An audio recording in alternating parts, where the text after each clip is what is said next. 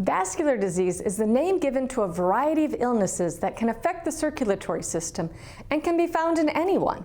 Arteries, veins, and capillaries, understanding your vascular health. Tonight, On Call with the Prairie Doc.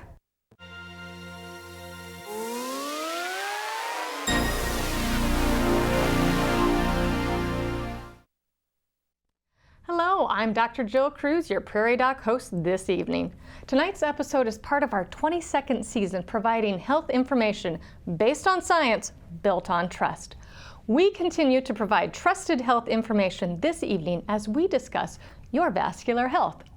Joining us to address this topic is Dr. Angelo Santos from Dakota Vascular and Dr. Mark Fleming from North Central Heart, a division of the Avera Heart Hospital. Welcome and thank you for joining us today in the studio here in Brookings on the campus of South Dakota State University. If you wouldn't mind telling us a little bit about yourself, Dr. Fleming? Well, my name is Mark Fleming and I'm one of the vascular surgeons at North Central Heart. I've been now here in South Dakota since April, so a new transplant to South Dakota. I spent time at the Heart Hospital back in fellowship when I was at Mayo Rochester and spent some time with Mike Backrack, and that's my connection and how I actually came to join the group at North Central Heart. Oh, wonderful. I love Dr. Backrack. He must have been a wonderful mentor to have. Oh, he's fantastic. Wonderful. All right. Well, Dr. Santos, tell us a little bit about yourself. Well, I'm not from the Midwest. I came here about 11 years ago and joined the group at Sanford and worked there for 10 years, or actually 11 years, and after that I decided to do our own vascular practice and formed Dakota Vascular with 3 other vascular surgeons. So serving the community here has been a pleasure for the past decade or so, and so we're continuing to do that in our new endeavor. Excellent. Well, thank you for braving the weather to get up here. It was quite the rainstorm. So, all right. Well, let's start off. What is a vascular surgeon? How is it different from a cardiologist? I know they both deal with hearts or the circulatory system. Yeah, so what I tell patients is a vascular surgeon is a physician that actually operates outside of the heart. So a cardiologist is focused on the heart, and a vascular surgeon focuses on the arteries and veins outside of the heart. Okay, perfect. All right. Well, before we start our conversation, we invite you, our audience, to submit your questions about vascular health. Viewers can contact us 3 ways. Call 1-888-376-6225, send an email to ask@prairiedoc.org, or ask on our Prairie Doc Facebook page. We will work to answer as many of your questions as possible given the time available. Sometimes we receive more questions than we can cover, and we apologize if we do not get to your question. To encourage you to ask early, all questions asked in the first 20 minutes will be entered in a drawing for one of our Prairie Doc gift items. The winner will be announced at the end of the program. Your question will remain anonymous, but please provide contact information when you submit your questions. Well, lots of things that I'm sure viewers are going to want to know. I know when we were talking with the pre-med students earlier, you kind of went head to toe about everything that a vascular surgeon covers. Would you mind doing that for our audience? Because I thought that was a beautiful overview. Sure, absolutely. So a vascular surgeon, our territory is almost the entire body. So it starts from the skull base and comes down, and so we operate on carotids for carotid narrowings. Coming further down, we don't operate on the heart. That would be cardiologists and cardiac surgeons.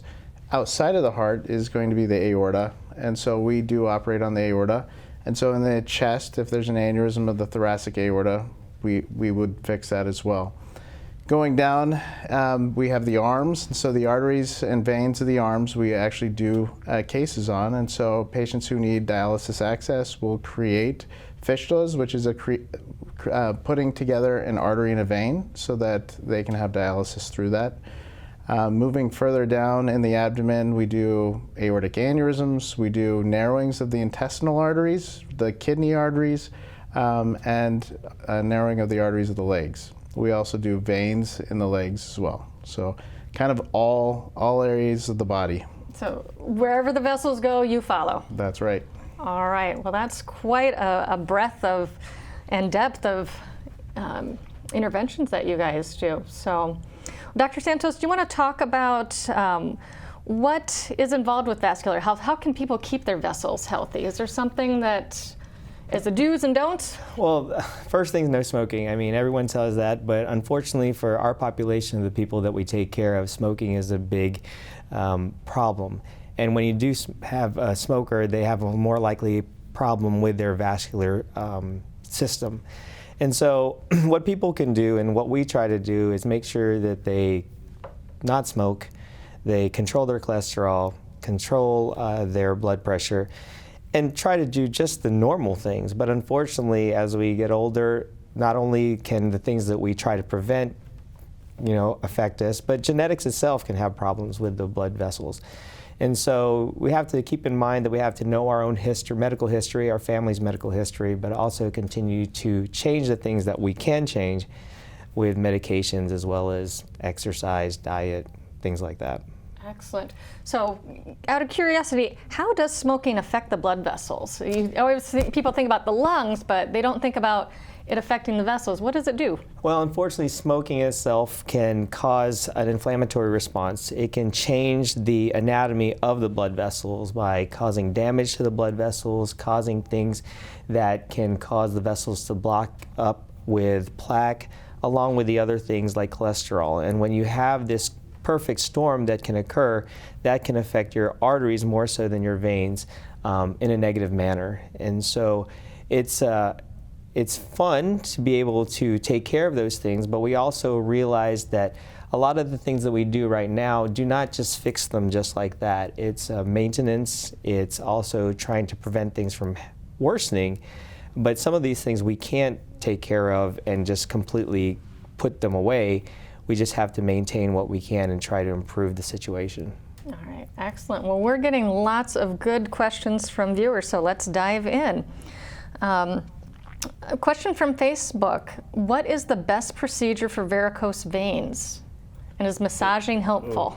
So that is a good question, and it really depends on the type of varicose veins. And so I'll give kind of a broad overview. And so a lot of times the cause for varicose veins is venous reflux. And so in the veins there's valves, and when the valves are leaky or not functioning properly, that can cause a higher pressure, which then over time leads to varicose veins. So there are different ways that we can actually treat that reflux. And so we can use laser ablation, we can use radiofrequency ablation, or actually even more recent, there's glue ablation, which is something called VenaSeal. And basically what we do is we close down that vein that's refluxing. For the individual varicose veins, there's sclerotherapy, there's avulsions, which are small little incisions and actually removing the veins. Sometimes to start out with, we start with compression. And so compression and massage can actually help improve symptoms. All right. Well, I'm going to ask you, do the people still do the vein stripping where they talked about, I remember that when I was going through training. Not really. Not as much. There's very rare occasion that would be needed. Most of the time now it's minimally invasive. All right. So most of these are procedures done in the office and you go home after that, or is it done in the hospital? Or So it can be done in either place. They're all-day procedures. Patients staying overnight is a very rare occasion. Okay, tell me a little bit more about this glue. I'm imagining, it's taking a big bottle of Elmer's and just squeezing it. I'm guessing it's a little bit more sophisticated than that. It is. And so there is a device that actually measures out how much glue, and you do it under ultrasound guidance. So you actually see where the tip is, and you make sure that you know exactly where it's at, and then you compress the vein before you actually deliver that glue. So that vein doesn't have any blood flow through it when you're delivering that glue. And it's kind of like spot welding. So it closes down every 3 centimeters so that there's no flow in there. Interesting. All right. Well, Dr. Santos, let's stay on this. There's a lot of questions about varicose veins. How much of that is affected by inheritance for varicose veins? A lot. Typically, the top 2 reasons why people have varicose veins are family history, or they've had a history of childbirth or pregnancy. For some reason, they have increased venous hypertension in pregnancy that causes a backflow where the veins start to stretch. And what I kind of tell my patients are, when you have varicose veins, a lot of times they're like balloons. And so they're very thin-walled. And when the blood increases inside these veins, they start to stretch. But as a little kid, you blow up that balloon, it goes up and it comes back down. But the more you do it and the more that kid blows that balloon up, it doesn't necessarily retract back to when you first bought that balloon. And so along with those veins, that occurs and they start to slowly get bigger, but then they don't retract. And then you start having symptoms, pain, discomfort, itching, burning. And those two things with family history as well as pregnancy are probably the main factors that we look at that could cause or at least predispose you to having varicose veins. Okay. Does high blood pressure play any role with varicose veins? You know, typically not. Most of this is just what we call a reflux, where, as Dr. Fleming said, the blood comes backwards sometimes through these valves, and when the blood starts to pool, or there's what we call more capacitance and it just starts to stretch, that becomes more of a factor as opposed to blood pressure. All right. Well, caller from Sioux Falls says, is exercise good for the blood vessels? And if so, why? Absolutely. So exercise is great for multiple reasons. One is it does cause the normal expansion and contraction of the arteries. And so raising your blood pressure, doing some aerobic exercise is definitely beneficial to the vessels. All right. And does that help with varicose veins too, moving with those muscles kind of contracting? So the calf muscle actually does help with venous return in the legs, so walking, running, things like that. If you do have varicose veins, using some compression stockings when you do exercise will also be beneficial. Okay. Are there brands of compression stockings you recommend? Because people hate them, notoriously hate. I think the medical grade stockings are really good. Unfortunately, they're very expensive, and insurance companies now don't necessarily pay for them. What I try to do with my patients is just to be reasonable and tell them if they have a place where they can buy cheaper stockings, to try those first, because then they won't have as much money out of their pocket. So Amazon, going to Shields, going to Walgreens or Walmart, try them. And are they the best quality? The answer is no, they're not the best quality. However, I know a lot of patients that try them and don't like the compression stockings. And so I can't say that there's a brand that I'm saying, yes, you have to have it, but the medical grade brands are definitely more sturdy and better long term than some of the cheaper type of compression stockings. Do they have like more compression or grades of compression, or? Most of them have a certain type of compression, 20 to 30 millimeters of mercury, 30 to 40, 40 to 50, and usually they're on the box. And so if you know kind of what your physician wants, they'll tell you, and then you can kind of look that up. Or if you really are just wanting your doctor to pick something, we can write prescription, but those socks are expensive. Okay. How about getting them on? That's the trouble. People are like, I have them, but I can't get them on, I can't get them off. Yeah, so unfortunately for varicose veins, generally we recommend 20 to 30, and those are very difficult to put on. There are different donning devices that you can actually use. You can put it on a device that you can actually grab the device and it helps put on the stocking. And there's some patients that have arthritis in the fingers, and so we have something called a Circade wrap. And so the Circade wrap is a compression device that works like a stocking, but it's Velcro wraps, and so it's much easier if you have arthritis in your fingers. Okay. And occupational therapists, do you ever send patients to them to help them learn how to use these tools to get them on and off? I haven't in the past. Okay. We usually just go to the Circade wraps if they're having difficulty. They're having that much trouble. All right. Well, since we're on varicose veins, a caller from Sturgis asks, I have varicose veins on my feet, and my feet look quite blue. On my veins, there are little black dots or bumps that I can feel, but they're not painful. What are they, and how do I get rid of them? Well, they're probably little tiny veins, and in the foot it can be very difficult to look at, because you're like, why is my foot turning purple? A lot of that is just the blood is kind of pooling in those areas, and possibly if you're looking at those things and then you put your leg up, you'll notice that some of that purpleness actually starts to go away. And if that's truly the case, then you probably do have some issues with your veins that could be treated with injections or other things that could be a sign of bigger, more problematic things in the bigger veins down the upstream or things like that. So I'm not saying that those are a really bad problem, but it could be a result of some other things that might be going on in the leg with their veins. All right. Well, For many people, varicose veins are simply a cosmetic concern. For other people, varicose veins can cause aching, pain, and discomfort. Prairie Doc reporter Sam Schauer takes us to North Central Heart to talk about what they are and what can be done. Dr. Dustin Weiss is a vascular surgeon with North Central Heart in Sioux Falls who helps with vascular problems. One problem he helps with is venous disease, or varicose veins. So venous disease has a wide spectrum from just very mild spider veins to progress to varicose veins to swelling, and some patients will even get skin changes with darkened hyperpigmented skin and thickened skin, or even progress to ulcers. Dr. Weiss says that veins in your legs have the hard job of bringing the blood back to your heart. So if someone is standing, the valves prevent blood from flowing backwards and pooling in your legs. With venous disease, those valves don't work like they should, causing pressure in the veins. So it's just like if I had a garden hose and I held it 10 feet in there and it's full of water, it's going to be higher pressure at the bottom. So if those valves in the superficial veins don't work, what happens then is the branches, there gets to be high pressure and then those branches get big and dilated, which then cause the varicose veins.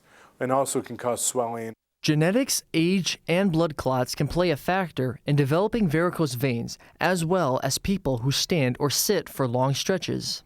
And then we also see it more commonly in people that, on their feet for long periods of time or sitting for long periods of time with their feet in a dependent position. But Dr. Weiss says there are no risk factors that could lead to venous disease. If someone develops the disease, the first step in combating it is compression socks. So the first treatment is to push the blood flow out of those superficial veins and into the deep veins, and that's why we use compression socks. So the first time we'll see patients, we'll have them, wear compression socks, which helps push the blood flow into that deep vein, and often will help with the symptoms. Other things patients can do are to lift their feet in the air when relaxing and make sure to sleep in a bed rather than a recliner. If the compression socks aren't working, Dr. Weiss says some surgeries are offered to help fight the disease. If the veins themselves are big and dilated, the varicose veins, but there is not vein reflux, meaning that the valves work fine in your veins, then we can do either injections, like sclerotherapy is called, or microvillobectomy, which are small incisions, and we actually remove those varicose veins. Overall, Dr. Weiss says if varicose veins start to develop, getting compression socks should be the first thing to do. If you have symptoms of varicose veins, the compression stockings are important to help with those symptoms. But then if we do have patients that develop severe disease and have ulcers, then yeah, the compression is needed for them to heal up.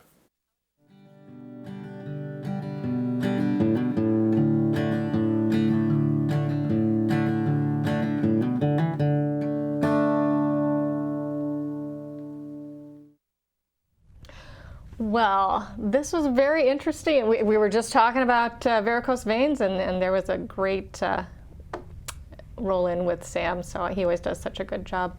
So we were talking earlier about kind of vascular screenings that people can get. Sometimes they'll come to your church, they'll roll in with a bus and do screenings. They'll do an ultrasound of the carotid arteries in the neck. They'll screen for abdominal aortic aneurysms with an ultrasound in the abdomen. Are those screenings helpful? Who would most benefit from getting those screenings? Absolutely. So at North Central Heart and Navarro Heart Hospital, there's Planet Heart. Mm-hmm. And so that is a screening for patients that are at risk. And so patients that are at risk are usually older than 50, but sometimes younger than 50, high cholesterol, high blood pressure, diabetes, history of smoking or active smoking, and so those patients definitely would benefit.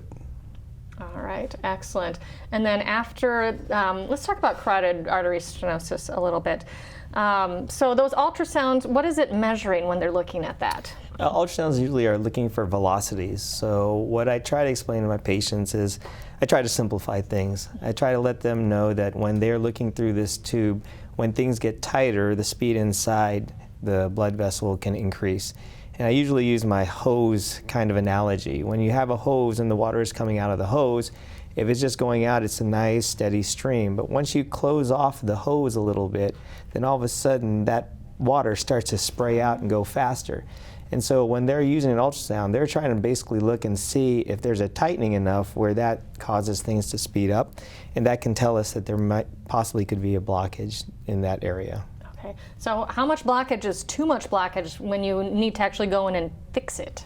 It depends. So we do have different categories of patients. So we have patients that have symptoms, and for carotids, symptoms are considered mini stroke or TIA or stroke. And then there's a third thing called amaurosis fugax. Big, complicated name, but what it means is temporary blindness of the eye. So if you have any of those three, then we would fix a carotid narrowing that's over 50%. Patients who are not having symptoms, we generally wait until it's much more significant. The current recommendations are 70 to 80% or greater. And so it depends on the surgeon on where they put that threshold between 70 and 80%. All right. And are we doing more like stenting, or are they still doing a lot of the bypass surgery, or is it very patient specific as to what's the best option? I mean, most of the things are tried and true in terms of surgery. That's been kind of the main thing, but there are other options where we place stents. Those are kind of the things that it is patient specific. It is determining on what comorbidities they have they had prior surgeries. So yes, we can say we do it this way, but a lot of times we have to look at the patient, see what their circumstances are, and try to determine which is going to be the safest for them. All right, excellent. Well, a viewer's asking, what are the most common vascular tests? We mentioned ultrasound. That Yep. seems to be used a lot. So that ultrasound is probably one of the most common. We also do what's called ankle brachial indices. And so what that does is that compares the blood pressure in the arms to the blood pressure in the legs. And what that does is gives us a sense, if the blood pressure at the ankles is lower than the arms, there must be a blockage. And we then usually follow that up with an ultrasound to see where that blockage is. We also do CT scans, so CT angiograms are a very good non-invasive way of actually seeing what the vessels actually look like. All right, excellent. Let's see. A caller from Hills, Minnesota says they have a venous lake on their lower lip. What causes it, and can it be removed? Or do you guys remove those, or is that someone else? I don't take care of that. Okay. I've never really been asked to take care of that. So usually that's more so dermatologic type ENT. thing. Where ENT, yeah. All right. Sounds good. A viewer from Sioux Falls wonders, could vascular problems be causing leg cramps in the shins? They could, and more specifically in the calves. And so if it's the front of the lower leg, the shin, it's not as common. So most patients that are going to have vascular insufficiency or PAD, they're going to have pain in the calves, and it's going to be a cramping pain that makes them stop walking. It's usually a predictable distance that they walk, and so from day in and day out, they'll have about the same distance that they can walk before that cramping starts. Okay, so that's pain with activity. What about pain with rest, or symptoms that would make us worry about, like blood clots? Or I think pain at rest is actually more concerning than pain at activity. If you have really, really bad PAD or peripheral arterial disease, people are in so much pain that they can't walk. It's usually lower in the foot. They have skin changes. So there's a conglomerate of all different symptoms that you have to kind of identify. When we start thinking about clots, we think about acute things that happen just like that. So if you have an acute problem with your foot, which you've never had before, and all of a sudden you can't feel it, it hurts, it's gotten cold, then you're concerned that maybe a clot formed in the artery. Most people, though, think about clots in the veins, and a lot of times they'll have dull aches, swelling, heaviness, discomfort, not in so much a sharp pain, but more so of a ache. And so those are the things that help us determine what to try to order to find out if they have a clot. But symptoms are very telling of how we start trying to diagnose a problem. and usually clots one side versus both sides. It'd be pretty rare to get blood clots in the same spot on both legs at the exact same time, correct? It is rare, but it does But happen. it doesn't happen? Yeah. All right, so there's the exception that proves the rule. All right, excellent. From an email, how would a vascular surgeon help with chronic wounds that will not heal? So the first thing that we would do is actually assess the arteries. And so for wounds that patients have had for quite some time, a lot of times if there's not enough blood flow, that's preventing the wound healing. So we would do what we talked about before, the ankle brachial index. It gives us a good idea of how the blood flow is down the leg. Second thing is an ultrasound if that's positive. And then to correct that blood flow, sometimes we'll do an angiogram and do stenting, angioplasty, or even atherectomy. And if that's not a possibility, then we can actually even do a bypass of a leg artery. Okay. So when we're doing these angiograms, how are they getting to the vessel? Yes, so it's through a small little needle, very much like putting an IV, but we put it into the artery at the groin, the femoral artery. And, you know, patients usually ask, why are you going into the left side if you're looking at the right leg? And so we actually do that because the blood flow to the leg actually starts up in the abdomen. And so it starts at about the belly button level. So to be able to fully treat the blood flow to a leg, we actually start on the other side to go up to actually visualize that artery going all the way down the leg. I never thought of that. That makes perfect sense when you mention that. So you want to see it right from where it breaks off and splits to each leg to see where the problem is, if it's high or if it's lower. Okay, interesting. Will varicose veins come back after they are treated? Yes.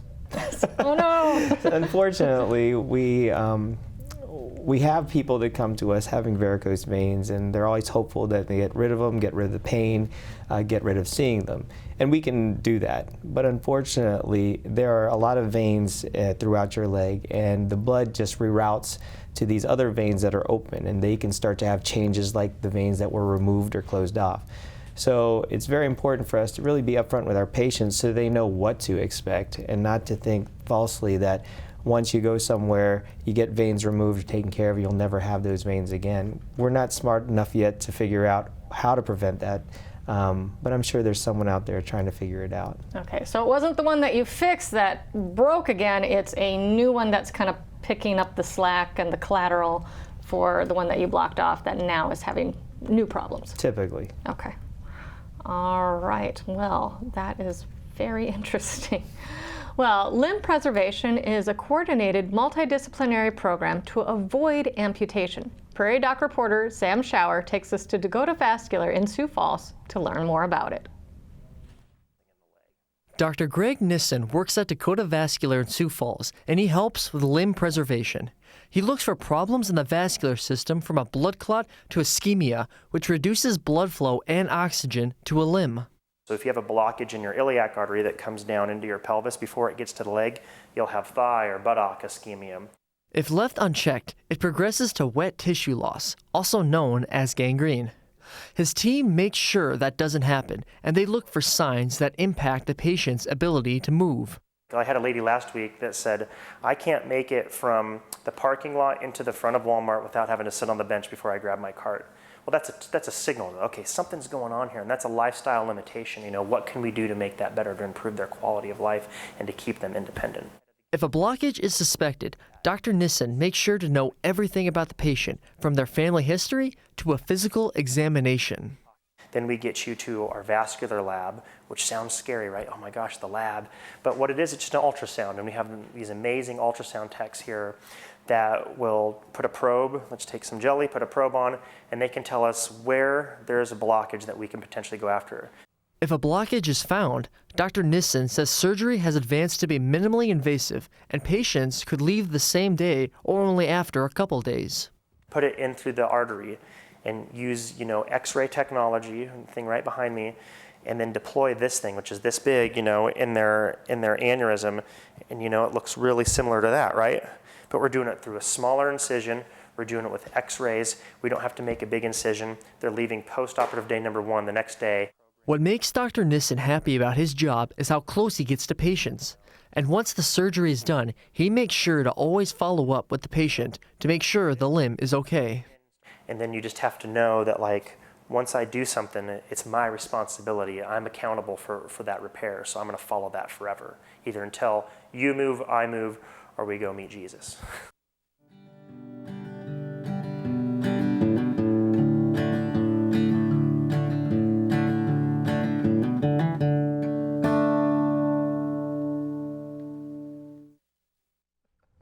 All right, well, that was very interesting pictures there, so I don't think I was quite prepared for that, but very important to see what you guys do to save those feet so they don't end up with an amputation. Can we talk about some other big things that you work with aortic aneurysms or AAAs that people talk about? You want to talk a little bit about screening for them and then treating so we don't have problems with them down the road? Sure. So an abdominal aortic aneurysm to start with is really a dilation of the artery. And it gets concerning when it gets over 3 centimeters, and we start to talk about fixing it when it's 5 to 5.5 centimeters. The screening studies are now available to patients who enter Medicare and have risk factors such as a history of smoking. Talk to your local doctor about whether you qualify for a screening ultrasound. Aortic aneurysms can be treated in many ways, but nowadays the vast majority are treated in a minimally invasive fashion. So it's usually a one-night hospital stay. We do 2 small incisions, 1 in each groin, and we're able to go in with a stent graft. And it's kind of like what it sounds like. It's a stent that has graft material, which is kind of fabric. And we reline the aorta to exclude any blood flow from the aneurysm so that the flow goes all through that stent graft. And that repairs the aneurysm. We're now doing much more complex abdominal aortic aneurysms, some that involve the kidney arteries as well as the intestinal arteries, and so we can actually do branched and fenestrated grafts to fix those complex anatomies. So patients having open aortic aneurysm repair is becoming less and less common, although in the past we've both done a ton of open aortic operations. All right.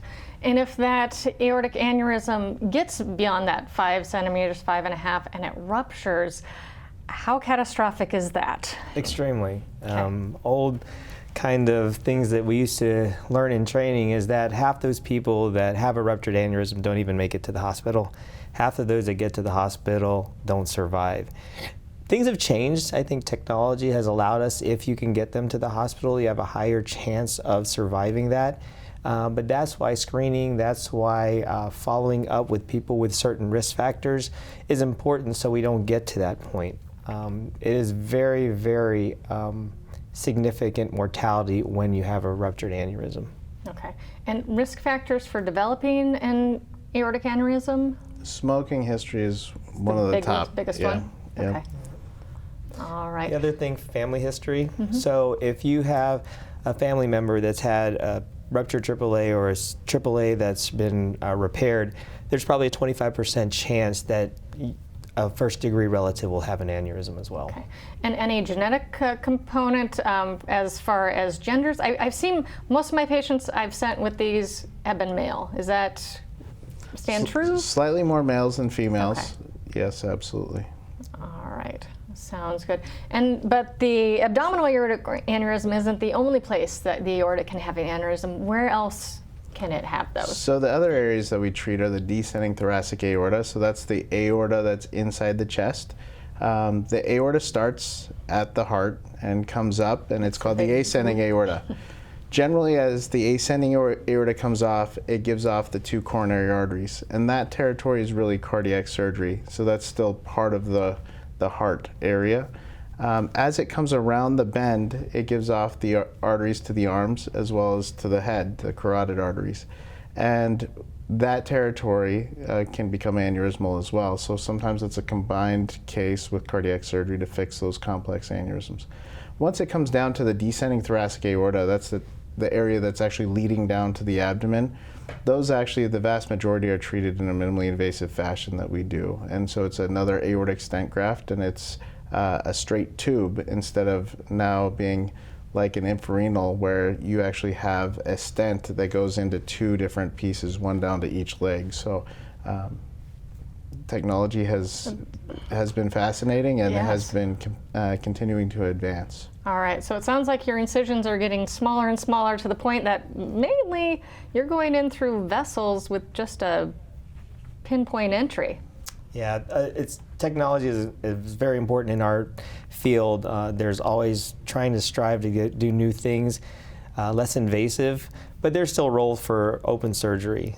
We talked about aneurysm in other places, and as you start to go down, you can even have aneurysms in the blood vessels behind the knee, in your groin, and so sometimes those are actually fixed with good old-fashioned surgery. So yes, we like minimally invasive, but we also want to do what's best for the patient long term, and so we have to be very judicious of how we choose to do things. All right, and these minimally invasive procedures, is that usually a same day, you come in, have the procedure, go home, or is there hospital stay involved? It depends on what it's for. So an aortic aneurysm, we usually keep the patient overnight. For lower extremities, so leg blockages, those patients usually stay just a day, a few hours after the procedure, and are able to go home. Wow, it's a big change from when we were doing all these open procedures. So how do you guys stay up to date on all of the changes of things and these new procedures and... Well, the internet, always, but colleagues as well as going to conferences, we're always tested. Every few years we have to be tested to be up to date and making sure we are doing the appropriate type of treatment. And so there are some checks and balances that we have to go through. All right, excellent. Well, what do you guys foresee is the next greatest thing that might be coming down the road, or? Ooh, that's, the Achilles heel is really blockages below the knee. And so what we call infrapopliteal disease. And so patients that have sores or wounds, a lot of times, especially the diabetic patient, will have blockages in that area. We still don't have great technology for that area, but here in the future, hopefully in the next 5 to 10 years, we'll have a much better treatment. Okay, that's more blockages in the arteries. What can you guys do for blockages or blood clots in the veins? Do you do much with that? And we do, when? and it really just depends on the timing. If there's what we call an acute clot, a lot of times we can remove the clot, we can dissolve the clot in the legs and in other places where there are clots in the veins. If there are chronic clots, usually that's scar tissue, and it's really hard for us to take care of some of those veins because when veins get injured or start getting blocked off, they actually kind of atrophy and get smaller. So trying to fix those can be very difficult. There are some times, though, we can open up some veins and improve things with stents, but it's actually a rarity. But clots, definitely, if we can catch them in an appropriate amount of time in those veins, we can make a significant difference, not only short-term but long-term. Okay.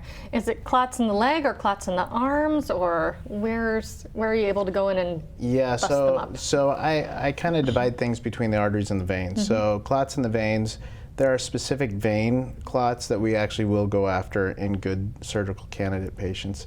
Those are called iliofemoral DVTs, and so that's going to be more the bigger veins that kind of are up above the groin level going down into the pelvis. Those clots really cause a lot of symptoms, a lot of swelling, and patients can have a lifelong issue with what we call post-thrombotic syndrome if those aren't corrected. And the way that we do that is we can go in and we have a device that will actually suck the clot out, and we actually have some medicine that will dissolve the clot. And usually those patients are presenting to the emergency department. Clots that are in the arteries, it's again, patients will present to the emergency department most commonly, and we actually have devices that will actually suck the clot out, as well as medicine that will dissolve the clot. That's fascinating. All right. Well, I would be remiss if I did not ask you guys about cold fingers and toes. My husband will thank you if you can find a way to fix my chronically cold toes at night. People always say, oh, is that poor circulation? Why are your toes so cold? Why are my patients ask, why are your hands so cold? I always half jokingly say it's all the hand sanitizer, but people that deal with cold fingers, cold toes, is that a vascular problem? Is there poor circulation? I usually tell patients, it's not vascular issues. And so the first signs of vascular issues are going to be that cramping in the calves. And so if you just have cold feet, lots of us have cold feet. My wife will complain that I have cold feet. So it's not uncommon. Many times it's caused by the nerves, so the autonomic nervous system. And so having cold hands or cold feet usually is not a circulation issue. Okay, so when you have the color change, more like a Raynaud's issue where it can go to the blues and the reds and the whites. Now that can be, yes. Okay. So that's going to be arterial spasm. Okay. And so, yeah. All right, how would you treat that then with the spasm? So the first treatment for that is going to be a calcium channel blocker, so a medicine, an oral medicine. Also avoiding any cold exposure. So especially here in South Dakota with cold winters, it's put the gloves on before you go outside, because once you get the cold exposure, those arteries just constrict down. Okay, excellent. Well, let's talk a little bit about renal artery stenosis. So that renal artery gets tiny, and then that can affect blood pressure. I've had patients where we've had them on 3, 4 medications. We're not making any headway. I send them to you guys. Miracle. You fix things. I'm very grateful. We're thankful that we have an opportunity to be able to take care of that. Before, things were just treated medically, but there are specific times where actually intervention on those blood vessels can help improve the control center. So that, as we know, there's an area there that's basically a sensor. It kind of tells the kidney if it's getting enough blood flow, and if it's not, then sometimes it sends signals to try to increase the blood flow by increasing the blood pressure falsely. And so if a patient is having issues with blood pressure control, then we do try to get an ultrasound and try to evaluate if there is really some issues or blockages in the arteries going to the kidneys. And yes, most of the time we do it minimally invasive by placing stents. Sometimes we do surgery, but that is a very, very rare situation. So it's great that we have these opportunities to fix things through really tiny little incisions, and it's made a big difference for patients. All right, well, in our last few minutes here, we've got about 5 minutes left. And let's get as many of these viewer questions as we can. From an email, what is aortoiliac occlusive disease? Absolutely. So aortoiliac occlusive disease is when you have blockages or narrowings in the aorta and iliac arteries. And so that can cause those symptoms. Even though it's downstream, the calves are usually the first thing that have symptoms. And so a lot of patients come in, and when we diagnose it, they say, well, my symptoms are in my calves. Why is there an issue? And I tell patients that it's the flow getting all the way down there. So if you have a faucet and you have a tube that's connected to it and you turn the faucet down, well, you're going to see that there's low blood flow or low fluid flow down at the end of the tube. And so that's generally why patients have the symptoms in the calves. All right.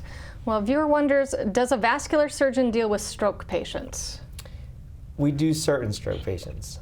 Some patients that have stroke and have blockage in their arteries in the neck, we are the ones that typically take care of that blockage to try to prevent strokes from happening. Or if there's blockage that is causing strokes and they're having symptoms, then we also take care of that acutely. So those are the type of patients that we do take care of in terms of stroke patients. But if there are other reasons, like clots going to the brain or high blood pressure or bleed, those are the things that we don't take care of. All right, sounds good. Well, what is pelvic vein disease? I think that's more of a gynecologist question. It is. So there's something called pelvic congestion syndrome. So pelvic congestion is really going to be when the veins in the pelvis become engorged, and it does have to do with reflux and valves that aren't working. All right, so not something that you generally would treat as a vascular surgeon. Actually, we do. You do?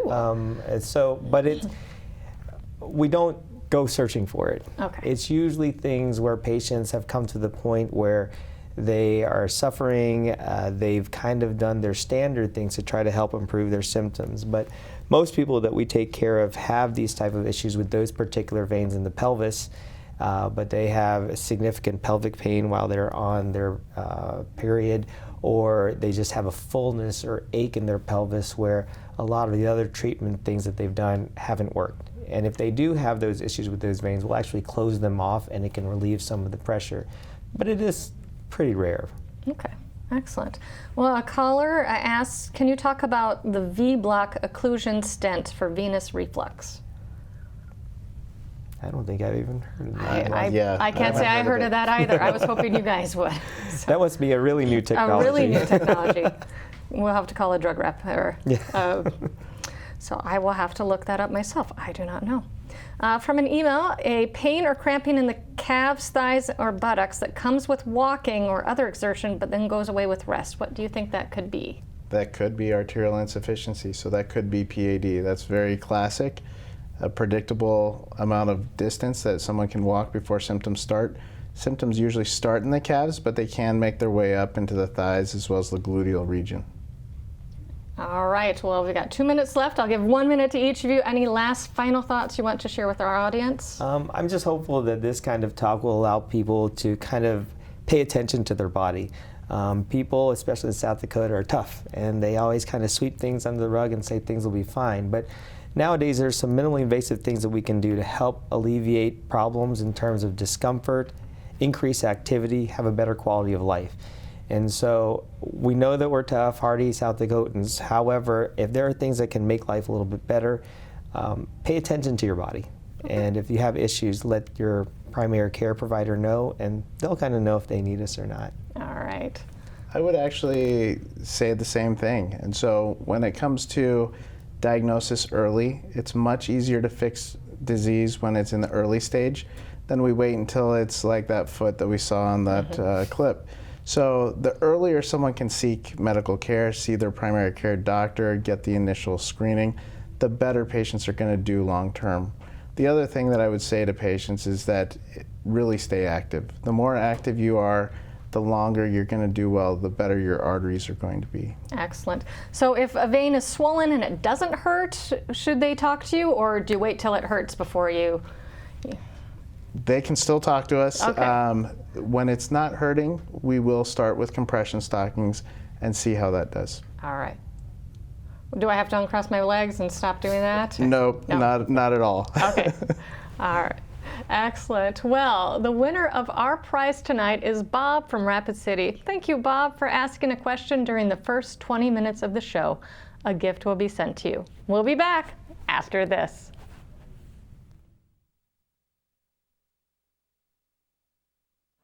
Have you downloaded and subscribed to the Prairie Doc podcast? Health professionals join host Laura Ellsworth each week to discuss and take questions about timely medical information. Search Prairie Doc on Apple, Spotify, SoundCloud, or wherever you find podcasts today. From the back of our hands to the back of our legs, pale blue blood vessels are visible just under the skin. Normally, these veins are flat and not painful. However, when these vessels become abnormally swollen or dilated, they're called varicose veins. This swelling is caused by the valves inside the veins becoming weak and no longer sealing tightly. Varicose veins can become painful, quite large, and stick out from the surface of the skin. In order for blood to return from your feet back to the heart, the blood must be pumped against gravity. Check valves in the veins are what keep the blood from pooling back down in the legs between heartbeats. When the heart beats, called systole, the valves open and allow the blood to move upward. When the heart is paused, filling for the next beat, called diastole, the valves close, keeping the blood from flowing back towards the feet. As we age, these valves become weak and don't fully close. Then the surrounding veins become swollen with extra blood, causing varicose veins to occur. Women are more likely to develop varicose veins than men due to hormonal changes during pregnancy and menopause. Standing or sitting in one position for long periods of time can also increase the risk of developing varicose veins, since leg muscle contractions also help move the blood against the gravity. Older age, obesity, and family history are all common risk factors. Varicose veins do not just look unsightly, they can also cause pain in the legs. They often lead to an aching or heavy feeling in the legs. Varicose veins additionally lead to burning, throbbing, itching, or muscle cramping in the legs. If that is not bad enough, complications related to varicose veins can include ulcers, bleeding, or blood clots. Unfortunately, there's not a way to repair these valves once they are damaged. However, there are some things you can do to help manage varicose veins. Wearing compression stockings can help decrease swelling in the legs. Frequent movement of the legs, such as pumping your ankles a few times an hour, raising your legs above the level of the heart for 15 minutes each day, and increasing exercise and losing weight can all help increase blood flow. If these measures do not give the relief you need, then it is time to talk with your doctor and discuss seeing a specialist for more advanced treatment. There are several different treatments available, and they can help you find the one that is right for you.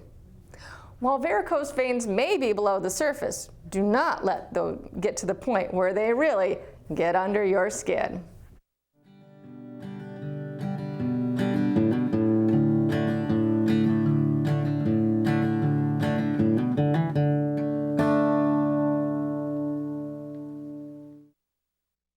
Well, thank you to our guests, Dr. Angelo Santos and Dr. Mark Fleming, for volunteering their time to help us learn more about vascular health. If you would like to see and hear more episodes of this program, please like and follow us on Facebook, Instagram, and YouTube, or visit us at prairiedoc.org.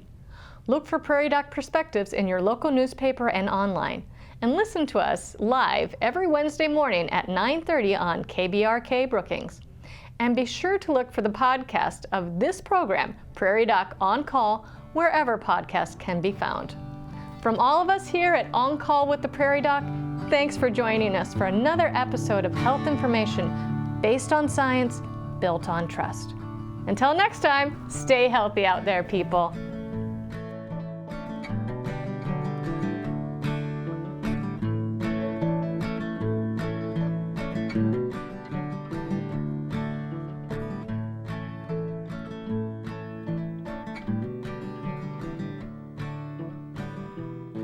From your first period to your last, your menstrual cycle is a complex relationship between hormones from the brain and the ovaries. Menarche to menopause. Next time on Call with the Prairie Doc. I'm Carter Home, and I have been a nurse for about 8.5 years. Worked for the first half of my career in a nursing home, but now I'm at a Vera McKinnon inpatient rehab. My dad worked with On Call at the Prairie Doc and started the Healing Words Foundation, and after he passed, we decided as a family that we would take turns on the board to represent what we feel is our dad's best wishes. So I feel like I've been involved with it my whole life, but specifically the last 2 years working on the board. It's an incredible resource for our community, and with the hard work of the volunteers, we're providing a resource to the community of South Dakota that is pretty rare to help prevent people from needing to go to the hospital, to prevent the spread of misinformation. Providing that science-based approach really was a passion of my dad's and something that we're really honored to continue. It gives people that first step because it's a way that we can talk to our physician without having to make an appointment or having to wait or having to, frankly, spend any money. A free service to help provide information, helping prevent potential hospital stays or more serious health issues. My dad was a physician, my mom a nurse practitioner. When I graduated from high school, the one thing I knew was I did not want to go into medicine. And then as I grew and matured, the idea of having a stable career that allowed me to help people became sort of my driving focus. And On Call with the Prairie Doc started so long ago with the idea of helping people. It has inspired me in that, I'm a professional nurse, but I'm a helper first and foremost. For more information or to donate, go to www.prairiedoc.org or send your donations to Post Office Box 752, Brookings, South Dakota 57006. Thank you for your support.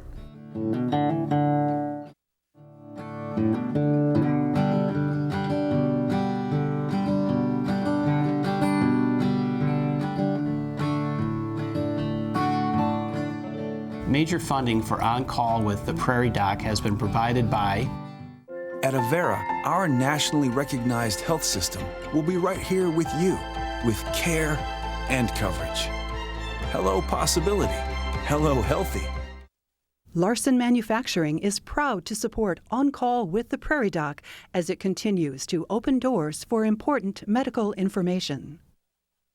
And with the ongoing support of these individuals and institutions, Brookings Health System, Ophthalmology Limited, South Dakota Academy of Family Physicians, Berry Heart Hospital, First Bank and Trust, Dakota Allergy and Asthma, Vance Thompson Vision, Monument Health, Black Hills Medical Society, Brookings, Madison, Lander District Medical Society, Pierre District Medical Society, Sioux Falls District Medical Society, Yankton District Medical Society, Orthopedic Institute, Lake Poncet Sailing Academy, Aberdeen Asthma and Allergy, Dakota Bank, South Dakota American College of Physicians, and Swiftel Communications.